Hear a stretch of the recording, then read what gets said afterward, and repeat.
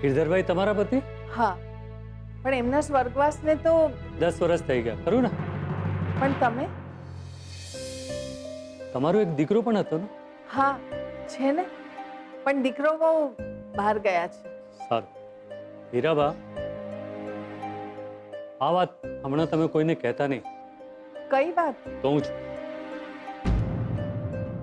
તમારા પતિ ગિરધરભાઈ મારા ખાસ દોસ્તાર હતા અને હું એમનો વકીલ પણ હતો. ગિરધરભાઈ મારા પાસે એક વસિયતનામું તમારા નામે છોડીને ગયા છે. વસિયતનામું? હા, વસિયતનામું. હવે તમે ધ્યાનથી સાંભળજો અને એ વાત અત્યારે કોઈને કહેતા નહીં તમે. હા, પણ એવું તે શું છે આ વસિયતનામામાં? કહું છું. આ વસિયતનામામાં લખ્યું છે, મને મારા દીકરા બટુક ઉપર કોઈ ભરોસો નથી. એ કપાતર છે, એને હું ઓળખી ગયો છું અત્યારથી. પુત્રના લક્ષણ પારણામાંથી. મારા મરી ગયા પછી મારી પત્ની રજળી પડશે. એના માથે છત નહીં રહેવા દે મારો દીકરો. હું મારો ઘર, મારી જે કંઈ પણ જમીન મિલકત છે એ હીરાને નામે કરીશ તો મારો છોકરો એને હેરાન કરશે. હું મારી તમામ મિલકત, આ ઘર મારી દીકરીની દીકરી લક્ષ્મીના નામે કરું છું.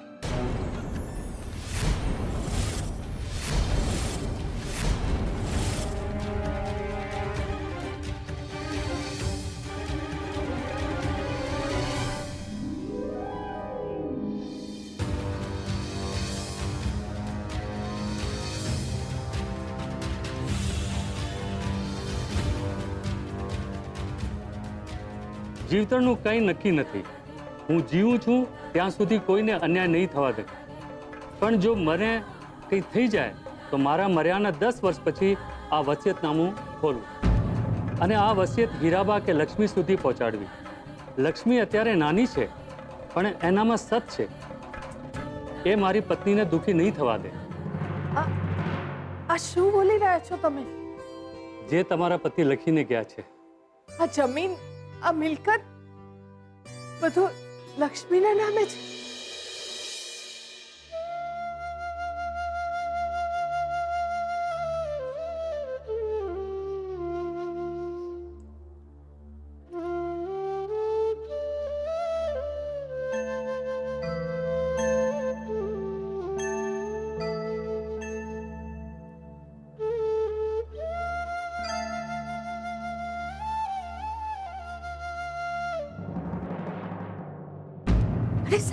સાહેબ, અરે બેસ બેસ બેસ, જમતી વખતે ઊભા ના થવાય.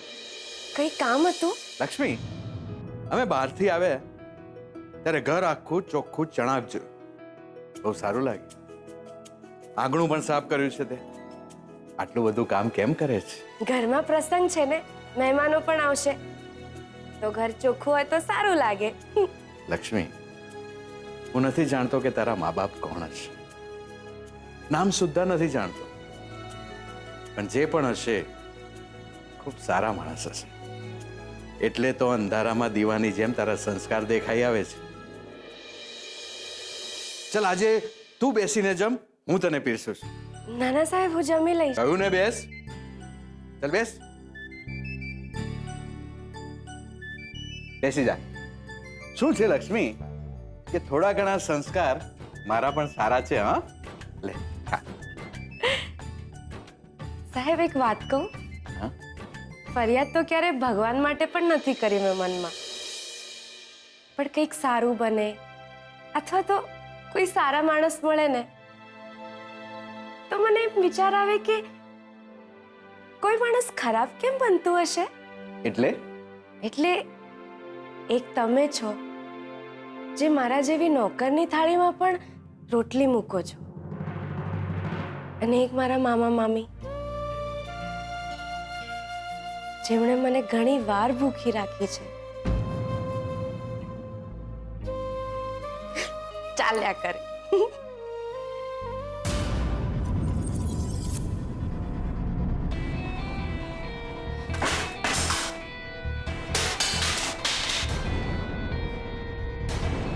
પોલીસ ચોકીથી પાછા આવ્યા છીએ. જો કોર્ટ કચેરી સુધી વાત ગઈ તો ગઈ, સરપંચની ખુરશી ગઈ. સાંભળો, જેના પર દાજ કાઢવાની છે ને એના પર દાજ કાઢો. આ બધું સાસુમાનું કરેલું છે.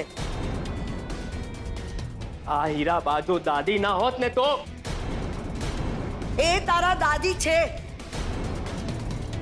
એટલે હવે નક્કી કરવાનું કે શું કરવાનું છે. આ તો સારું થયું કે જમાનત આપીને હું તમને લોકોને અહીંયા ઘરે લઈ આવી, બાકી સાચે જ જેલ ભેગા થઈ ગયા હોત તો. પણ તમે લાંચ શું કામ લીધી? તમારા કારણે શંભુ પણ ચોરી કરતા શીખી ગયો છે. સુજાતા વહુ, તમે અત્યારે ચૂપ રહો. હવે જે પણ કંઈ કરવાનું છે ને એ જલ્દી કરવું પડશે. સાસુમાએ જો સાચે તમને લોકોને જેલ ભેગા કર્યા ને તો સરપંચની ખુરશી તો ગઈ, સાથે સાથે આ બધો પૈસો પણ જતો રહેશે. અને ગામવાળા થૂથું કરશે એ અલગથી. બાપુ, આ હીરાબાનું તો કંઈક કરવું જ પડશે.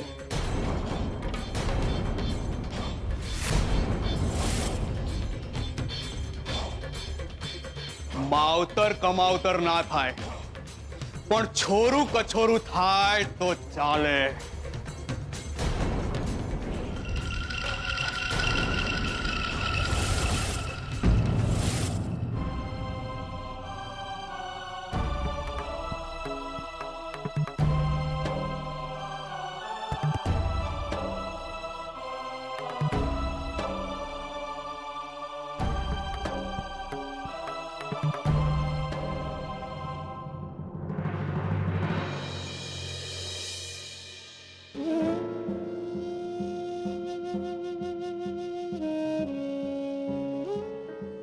તમે કહ્યું પણ નહીં કોઈ દિવસ કે તમે ઉપર ગયા પછી પણ મારી આટલી સંભાળ રાખશો. નહીં, હું તો બધું સહન કરી લેતું, પણ આપણો દીકરો એણે ભારે કરી છે. એના મનમાં પાપ વસ્યું છે.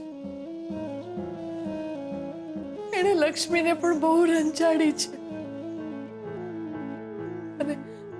અને એના કારણે હવે આપણો શંભુ પણ બગડી રહ્યો છે. ભગવાન, એવું સાંભળ્યું છે કે તમારી લાકડી અવાજ નથી કરતી, બસ પડે છે. હવે આ કર્મીઓની સાંઠ ઠેકાણે આવશે એ લોકોમાં અક્કલ, જ્યારે ઘર બાર વગરના થઈ જશે. આ વસિયતનામું મારી લક્ષ્મીનું છે અને હું એના સુધી પહોંચાડીને જ રહીશ.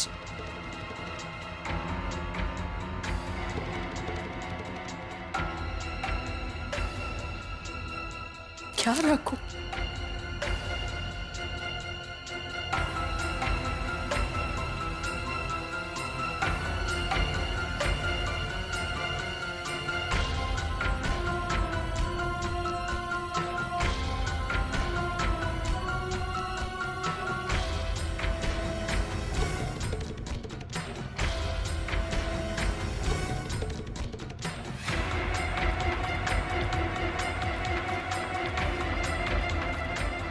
આ વસિયતનામું આ લોકોના હાથમાં ના આવી જાય.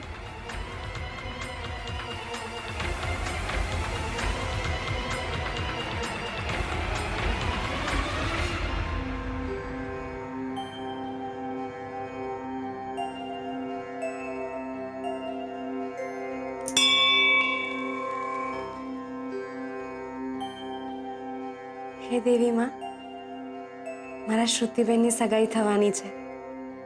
એમને ખૂબ ખૂબ ખૂબ રાજી રાખજો. એમની સગાઈ પછી હું મારા ઘરે જતી રહીશ, મારા હીરાબા પાસે. સૌ સારાવાના થઈ જ ગયા સમજો.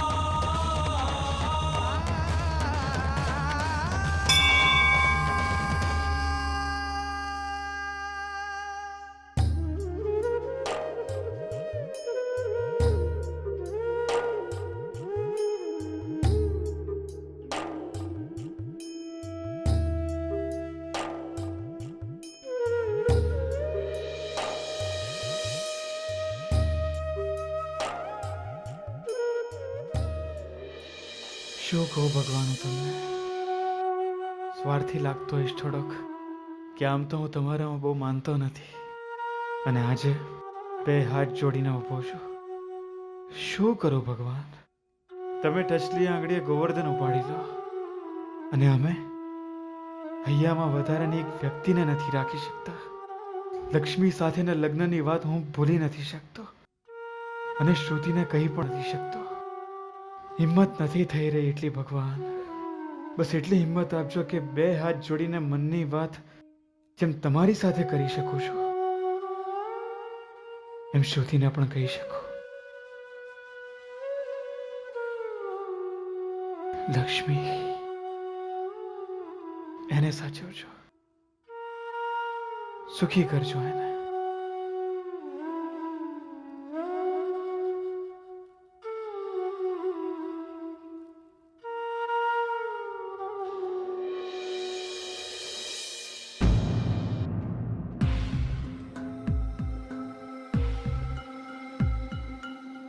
પૂજાના ફૂલ અને પ્રસાદ?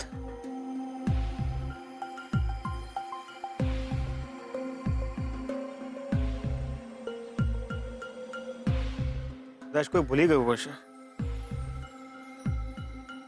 હું તો કઈ લીધા વગર જ આવ્યો હતો. લાગે છે ભગવાને યાદ કરાવ્યું. બેટા નેક્સ્ટ ટાઈમ આવે તો પૂજાના ફૂલ અને પ્રસાદ લઈને આવજે. શ્યોર.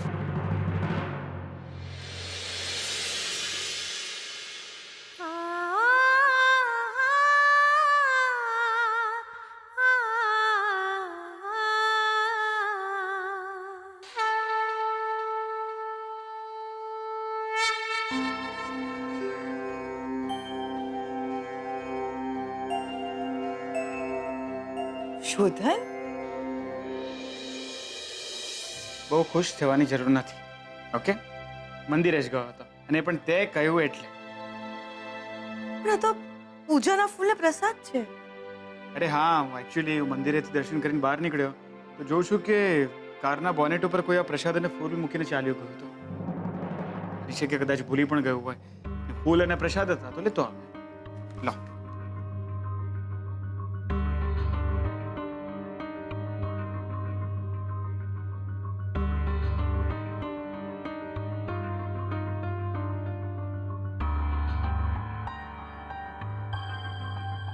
છે કોઈ સુકન્યાળ વ્યક્તિ જેના કારણે શોધન હવે ભયમુક્ત છે.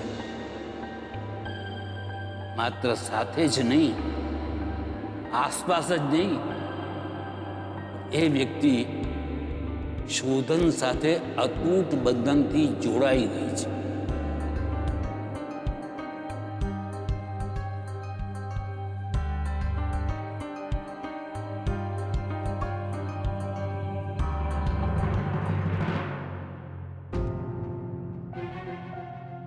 ના બેટા,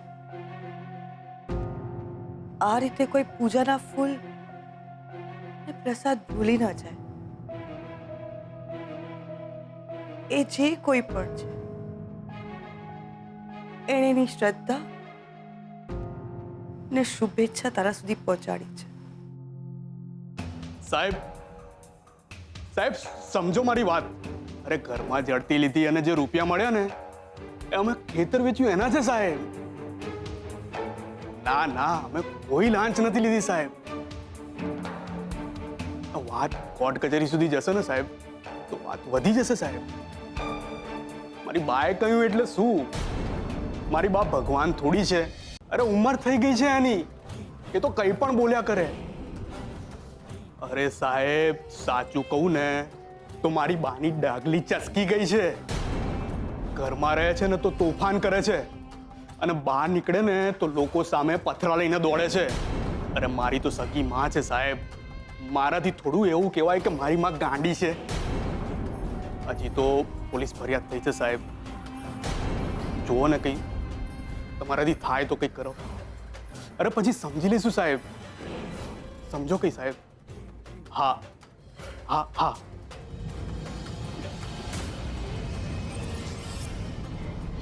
કાલ સુધી જે સલામ ઠોકતા હતા એ લોકોને આજે કાલાવાલા કરવા પડે છે. આ બાએ તો જીવવું હરામ કરી નાખ્યું છે. અને જો પોલીસ કેસ થઈ ગયો ને તો પણ બાપુ આપણે કરશું શું? કરવાનું શું હોય? તમે જે ફોન પર બોલ્યા એ વાતને સાચી કરી દો. એટલે તમે હમણાં કહ્યું ને કે બા ગાંડા થઈ ગયા છે, તો બસ ગાંડા માણસને ઘરમાં રખાય? ઉચકીને ફેંકી દો એમને અને એમનો બધો સામાન. ચંદ્રા, એ જ આપણે રસ્તા પર આવી જઈએ ને એ પહેલા સાસુમાને તગેડી મૂકો. પણ હીરાબા તો ડોશીમાં અત્યારે મંદિર ગયા છે. ઘરે પાછા આવે ને તો ખબરદાર કોઈએ દરવાજો ખોલ્યો છે તો ભલે પછી એ માથું પછાડીને સાચે ગાંડા થઈ જાય. આમે એ ડોશીની સ્મશાને જવાની ઉંમર થઈ ગઈ છે. એ આપણને ભરખી જાય ને એ પહેલા આપણે એને ઘરની બહાર કાઢી મૂકીએ. બકુલ, તારી માં સાચું કહે છે. તો ઠીક છે બાપુ, આજે બાનો બધો સામાન અને બા ઘરની બહાર.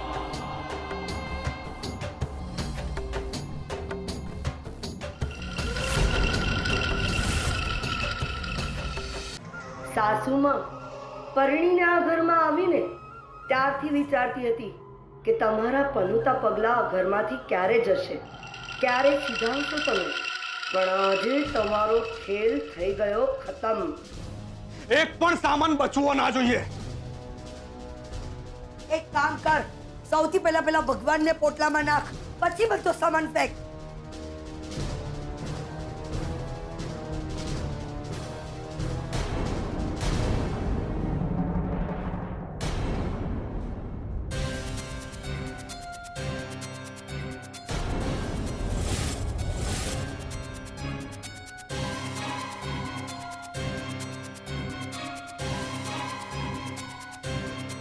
આ તો સરકારી કાગળ લાગે છે.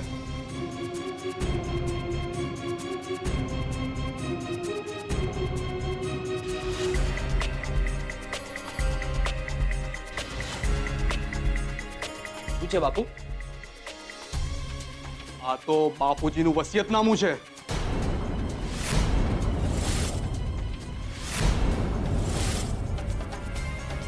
શું એમાં શું લખ્યું છે જરા વાંચીને કહો.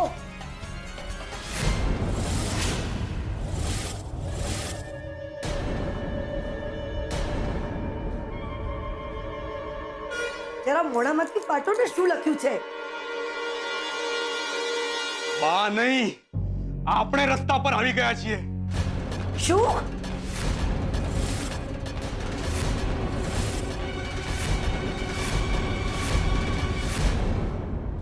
મારા બાપુજીની વસિયતનામા મુજબ આ ઘર, આ મિલકત, આ જમીન બધું જ લક્ષ્મીના નામે થઈ જશે.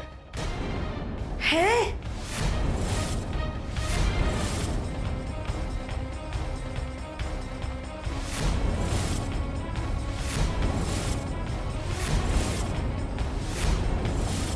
આજે તો આકાશ ફાટી જાય કે ધરતી ધસી જાય, આકાશ પાતાળ એક કેમ ના થઈ જાય. અરે ઉપરથી ભગવાન પણ નીચે આવશે ને તો પણ આ બધું લક્ષ્મીના નામે નહીં થવા દઉં. આજે કાં તો લક્ષ્મી નહીં કાં તો